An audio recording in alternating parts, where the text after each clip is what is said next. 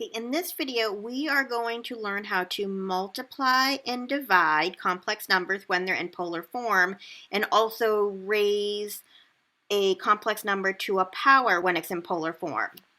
So we have formulas to help us do this.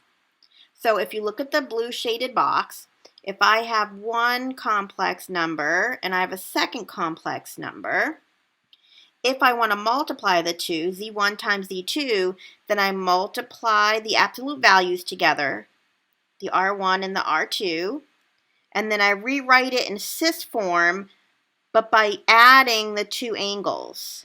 If I divide the two numbers in polar form, then I divide the r's and subtract the angles and write it in cis form.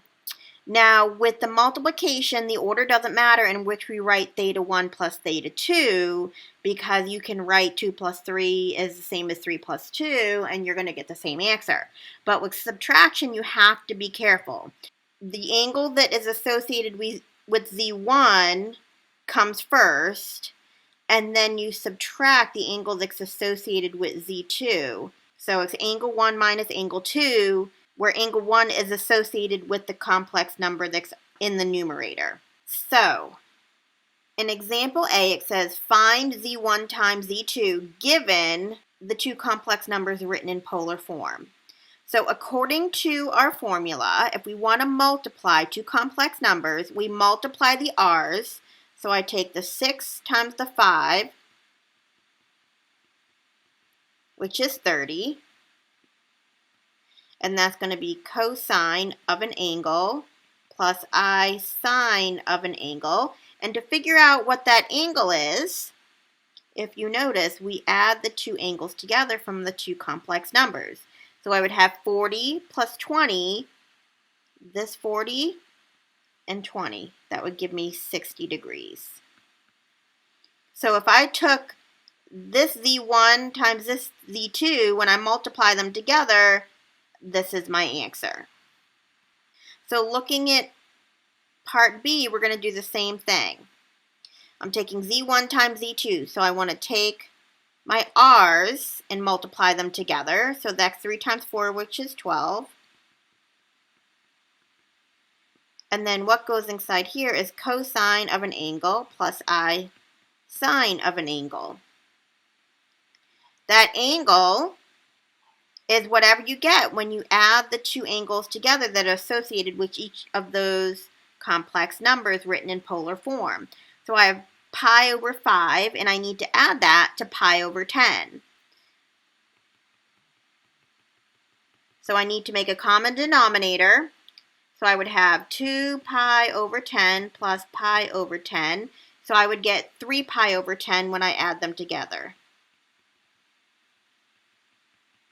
Now, if I want to write this shorthand, I could also write it as 12 cis 3 pi over 10. And the same thing goes for up here in part A. If I wanted to write it shorthand, I could write it 30 cis 60 degrees. Now, the next two examples, part A and B, we are going to do the same thing, but we're going to divide. So I want to find the quotient of z1 and z2. So I want to take z1 divided by z2. So what we're going to do is, because this is division, we want to make sure we maintain order. So z1 over z2 means I'm going to take the r of z1 and divide by the r of z2. So 50 over 5, which gives me 10. Then we're going to write cosine of an angle plus I sine of an angle.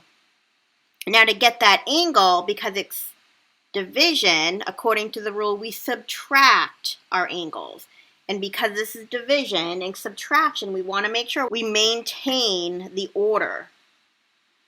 So z1 would come first. So I would take 4 pi over 3 and I would subtract pi over 3. When I subtract that, I get 3 pi over 3, which would give me pi. So my angle that I would write in here would be pi. And if I wanted to write this shorthand, it would be 10 cis pi. For the next example, we have z1 and z2, and we want to divide them. We want to find the quotient of z1 and z2. So I'm going to take the r of z1 and divide by the r of z2. So I get 20 divided by 4, which is 5. These examples I picked, it divides nicely. If it doesn't divide even, just reduce it if you can and leave it as a fraction. So then I have cosine plus I sine, and I have to find that angle. I want to maintain the order, so for the angle that's associated with z1 comes first. So I take 75 degrees minus, and then the 25 degrees, and that's going to give me 50 degrees. And so the 50 degrees is what's going to go inside here. So z1 divided by z2 is 5 cis 50 degrees if we want to write it shorthand. Now we're going to learn how to take a complex number that's in polar form and raise it to a power. So this is my z, this is my complex number, and I'm raising that to the 5th power. Using this rule here, what we're going to do is we're going to take r to that power, and then we're going to multiply whatever the angle is by that power, and then we're going to write it in polar form. So this one I'm raising to the 5th power, so my n is 5. Looking at this, my n is 5, so that means I'm going to take 2 to the 5th, which is 32. That's my r. So I take 2 to the 5th, and then I have cosine of 30 times 5, because I'm taking my value of n, which is my exponent here, my 5, and multiplying it by the angle. So when I take 5 times 30, that's going to give me 150 degrees, plus I sine of 150 degrees. So this is now equal to z to the 5th.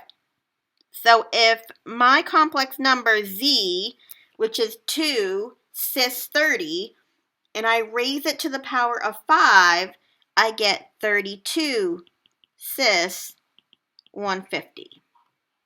For part B, I'm raising this number to the 3rd power.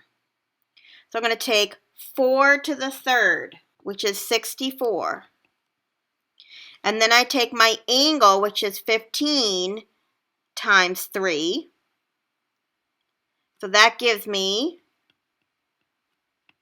45 degrees plus I sine 45 degrees. So this is my complex number raised to the 3rd power. And then if I want to write it in shorthand, it would be 64 cis 45 degrees. Now, in part C and D, notice that it's given in rectangular form. This theorem that shows us how to raise a complex number to a certain power is used only when it's already in polar form. So we first need to change part C and D into polar form in order to use this theorem. So if I look at 1 plus I, that means I come over, if I plot this, here's my imaginary and here's my real axis. If I plot it, I come over 1 and up 1. Here's my 1 plus I.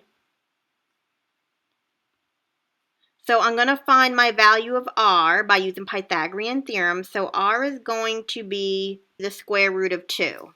Then I use inverse tangent to find my angle.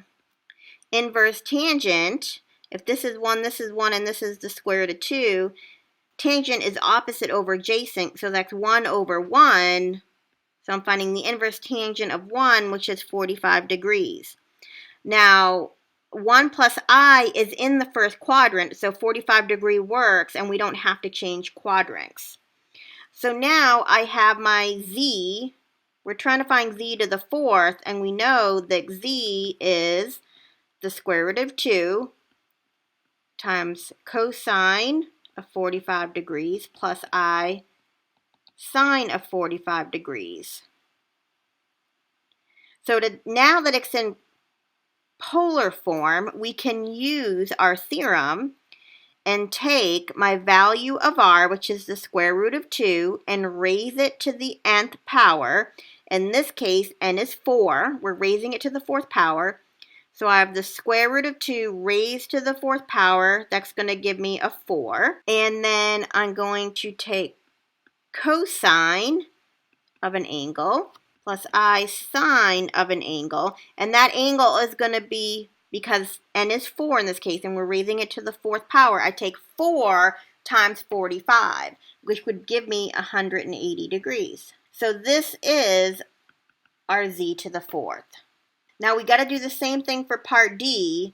Part D is not given in polar form, it's given in rectangular form. So I first need to put this in polar form. So if I look at my point, this is, if I graph a negative square root of 3 plus I, here's my imaginary axis, here's my real axis.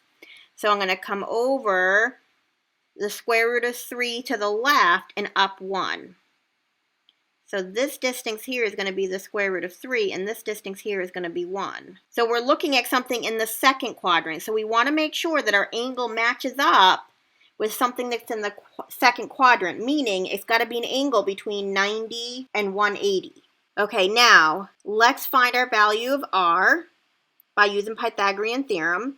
I'm going to take the square root of 3 squared plus 1 squared, and that's going to give me a value of r, which is 2. So my z is going to be 2 cosine of an angle plus I sine of an angle. And we got to figure out what that angle is now. And we know it's in the second quadrant, so it's got to be between 90 and 180 degrees.